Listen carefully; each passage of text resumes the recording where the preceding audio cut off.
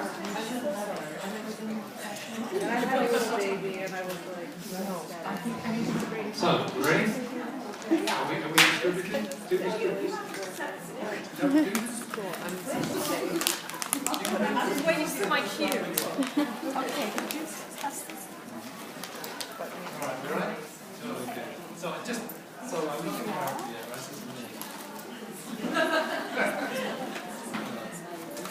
So as Mary said, I often get like credit or blame for this kind of stuff.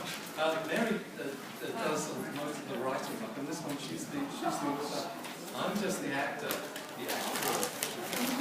So blame her. I'm not in. So you ready for this? Yeah. Okay.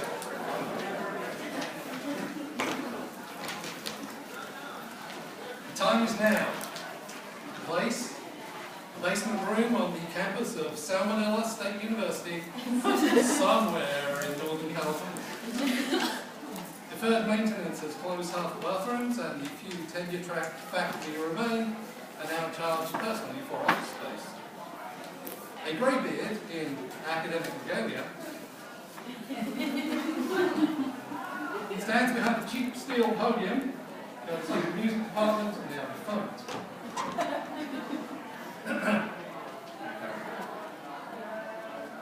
Hello, I'm Professor Dr. Praetzelli, PhD, FSA, RTA, so on and so on. I work here at Salmonella State, where I teach in the Cultural Resources Management MA program. I'm also the director of the ABC Institute, an on-campus facility that does CRM contracting putatively to prepare students for their careers, shaking screens in the sun. Today, I have the unenviable assignment of doing an annual performance evaluation of the CRM industry.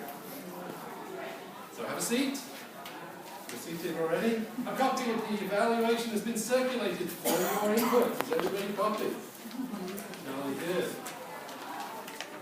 As you know, all performance evaluations must be based on objective criteria, and I developed mine from the Michael Shanks and Randall McGuire, 1976, article The Craft of Archaeology.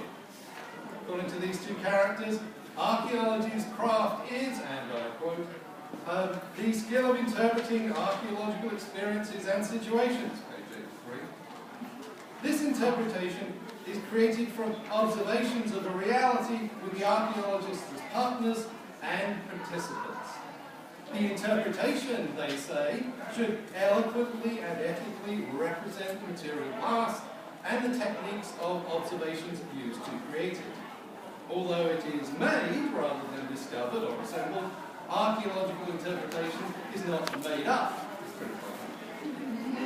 It is or should be constrained by the material at hand. Archaeology as craft involves the hand, the heart, and the mind in an experience where insight is valued over technical knowledge and the quest for the right answer. So, after much thought, I've given the CRM industry an evaluation of needs improvement. Some archaeologists in some firms still do craft within the private sector, but I feel it's increasingly rare as the quest for profit has spawned the routinized practices of industrial production, canned research, and an archaeological proletariat of migrant field workers. CRM has zapped archaeology's emotional appeal and commodified... Wait a minute! I don't have to listen to this bull. It is patently unfair to we CRM company owners, Shanks and McGuire, those effete ivory towers with their fancy talk. What do they know about historic preservation, budgets, or how the American economy works? Well, You irresponsible academics drove CRM into the private sector decades ago. You couldn't meet deadlines, and your business practices. Oh my God. Well, you guys love flitting off to your summer breaks in third world countries to do, quote, real research. Development-driven archaeology didn't fit in with your 9-month-a-year work ethic. Just a minute, you owners found AFRA, your industry association, to advance the interest of private CRM businesses. That's right. And the first thing we did was exclude universities from voting memberships. And the second was to try to eradicate organizations like yours. And we've been pretty successful at it. Universities with their student labor are antithetical to a free market.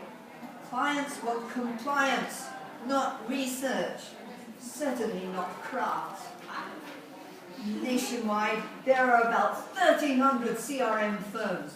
They employ about 10,000 CRM professionals and annually generate over $1 billion in revenue.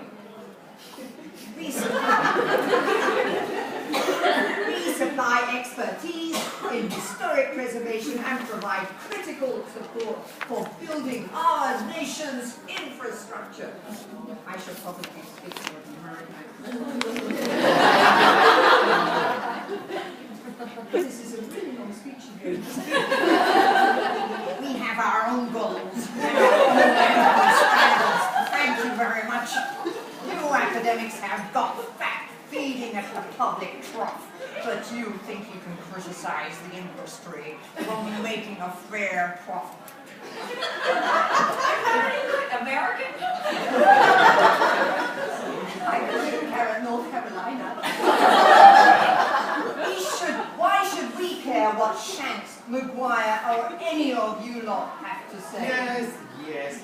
What have you had to show for this $1 billion? Important sites conveniently written off, while many questionable ones are treated to so-called data recovery, which handily increases your profit line. Where's the public benefit? Where are your findings? How are they integrated into the American consciousness? And if they're not, what's been the point? Now that's unfair. There are lots of examples of good CRM.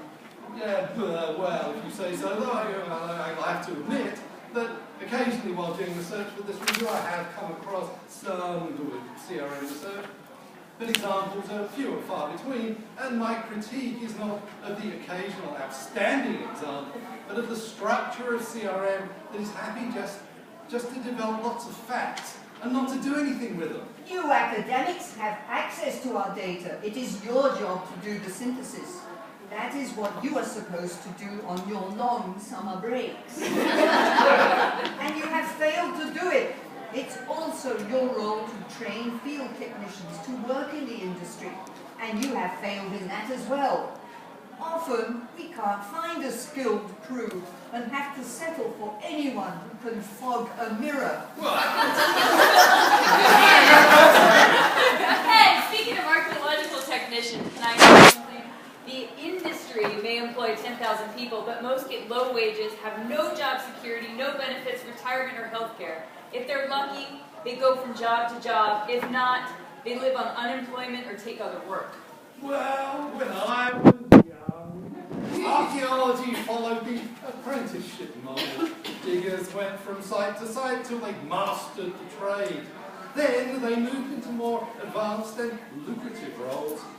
Many of we elders followed that path. Yeah, well, times have changed. Many of us got into the trade because we love the work, the way of life, the freedom, the adventure, punctuated, of course, by long periods of extreme boredom and bad jokes. But we field techs get no respect for the skills we bring to the job. Sure, there are college students out there, but many techs have been doing the work for 20 years. Eventually, they get old or injured or both. Their teeth fall out. They live on the generosity of others. Who wants to hire them when... Polish violin and talking to you. You're making me cry. This is a free economy. It is your choice where you work. If you don't have the brains to move up or the physical capacity to do the job, then you should do something else. We don't owe you anything. Our clients aren't interested in the romance of archaeology or the American past. They are building for the future. And if they ask us to hire through bigbums.com and tell us not to pay travel time, well, that's life. But do you still manage to make a profit? Gorge yourself on overhead like someone at a Las Vegas buffet. We techs are out in the desert sweating our asses off, working 12-hour days, getting paid for 10, and double bunking in roach motels. And in the end, you fire us. How true! And if you've read my articles in the Journal of American Antiquarians, you'll know just how much we tenured academicians completely agree with you. But it seems to me that one voice is missing from this review. Does anyone speak for the resources? The science? I am the Lorax. I speak for the sites.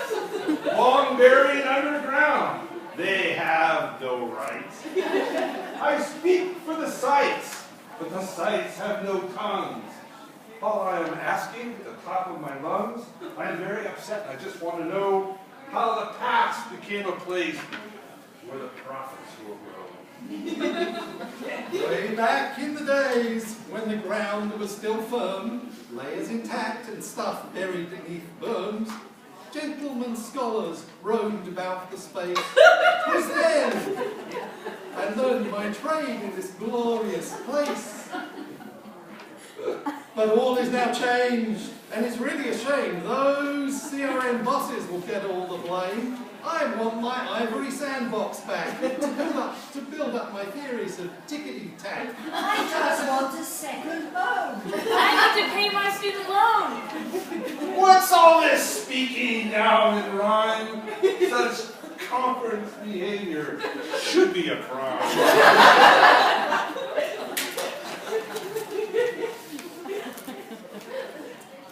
If we shadows have offended,